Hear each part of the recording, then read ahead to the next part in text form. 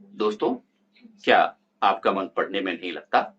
थोड़ा पढ़ने के बाद आप थक जाते हैं या आप थोड़ी सी देर पढ़ाई करने के बाद परेशान हो जाते हैं?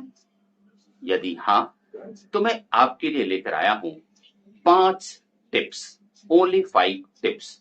इन्हें अपनाइए और जीवन में सफलता पाइए। निश्चित रूप से इसका फायदा आपको होगा।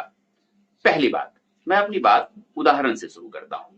जब हम शादियों में या पार्टियों में जाते हैं, वहां तमाम तरह की मिठाइयां होती हैं, लेकिन जब हमें शुरू करना होता है, तो कौन सी मिठाई आप सबसे पहले खाते हैं? निश्चित रूप से वह मिठाई जो आपको बहुत पसंद है। यही बात सब्जेक्ट के बारे में होती है। आपके पास 5 या 6 सब्जेक्ट है पढ़ने के लिए, तो आप सबसे पहले उस सब्जेक्ट को उठाइए जो आपको सबसे ज्यादा पसंद है। दूसरी बात, उस सब्जेक्ट के अंदर भी आप उस टॉपिक को सबसे पहले पढ़िए जो आपको अच्छा लगता है। अगली बात जो बहुत इंपॉर्टेंट है वो ये है कि आप एक बार में सारे पाठ को मत पढ़िए। मान लीजिए कि पाठ अगर 9 पेज का है, तो आपको क्या करना है? अपने पाठ को 3-3 पेज के छोटे छोटे 3 टुकड़ों में बांटना है। क्यों? क्योंकि 3 पेज जब आप पढ़ेंगे और वो पूरा होने के बाद आपको एक सेटिस्फैक्शन होगा कि यार मैंने 3 पेज पूरे कर लिए। उसके बाद फिर अगला 3 पेज, उसके बाद फिर अगला 3 पेज। इससे क्या होता है कि जब आप छोटे छोटे लक्ष्यों को पूरा करते हैं, तो बड़े लक्ष्य अपने आप पूरे हो जाते हैं।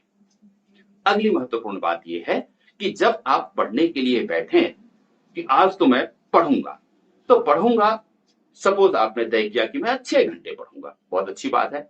लेकिन ये मत कभी सोचिए कि मैं अभी बैठूंगा और 6 घंटा पूरा पढ़ने के बाद ही उठूंगा।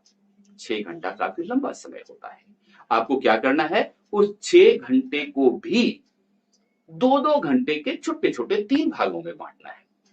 एक बार में आप 2 घंटे बैठिए, जो 3 पेज आपने अपने लिए तय किया है उसको पूरा कीजिए। उसके बाद 10 से 15 मिनट आप ब्रेक लीजिए। इस ब्रेक में आप अपने मनपसंद का कोई भी काम कर सकते हैं। जैसे आप लंबी सांसें लीजिए, थोड़ी चहलकदमी कीजिए। अगर आपको मोबाइल देखने का मन है, 2-4 मिनट वो देख सकते हैं, या किसी अपने दोस्त से बात करने की इच्छा हो रही है तो 2-4 मिनट अपने दोस्त से बात कर लीजिए। लेकिन 15 मिनट जो ब्रेक का समय आपने अपने लिए निश्चित किया है, जैसे ही 15 मिनट बीत जाता है, वापस आइए और अपने स्टडी टेबल के ऊपर बैठ जाइए।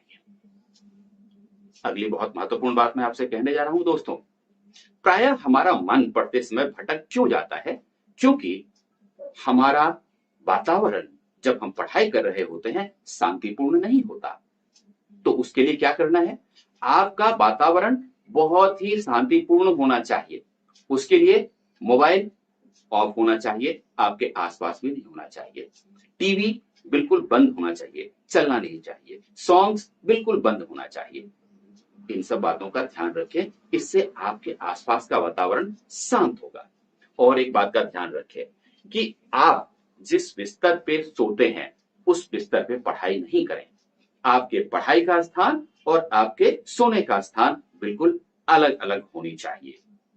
अगली बात ध्यान से सुनिएगा। जहां तक संभव हो टेबल लैंप में पढ़ाई कीजिए। क्यों पता है? टेबल लैंप जब आप जलाते हैं तो आपके टेबल लैंप का जो फोकस होता है वो आपके बुक के ऊपर होता है और आपके चारों तरफ अंधेरा होता है। इससे क्या हुआ? इससे आपका जो फोकस है वो आपके बुक के ऊपर होगा, क्योंकि चारों तरफ अंधेरा है और आपको कुछ दिख नहीं रहा है, तो आपको बिल्कुल भी डिस्ट्रैक्शन नहीं होगा। इसलिए ट्यूबलाइट जलाने के बजाय अच्छा ये होगा कि आप टेबल लैंप में पढ़ाई करें। और अंतिम बात जो बहुत ही इंपॉर्टेंट है वो ये है कि जब भी आपने प्लान किया, पढ़ने के लिए बैठे और आपने जो तय किया था कि आज मैं इतना पढ़ाई करूंगा, अगर आपने कर लिया है, अपने आप को धन्यवाद दीजिए। Thank your self, reward your self. अपनी पीठ खुद थपथपाइए, क्योंकि आपने आज का जो कोटा था उसको पूरा कर लिया। इससे आपको मोटिवेशन मिलेगा और कल फिर एक नई योजना के साथ आप बैठ पाएंगे। याद रखिएगा दोस्तों, self satisfaction is the best reward.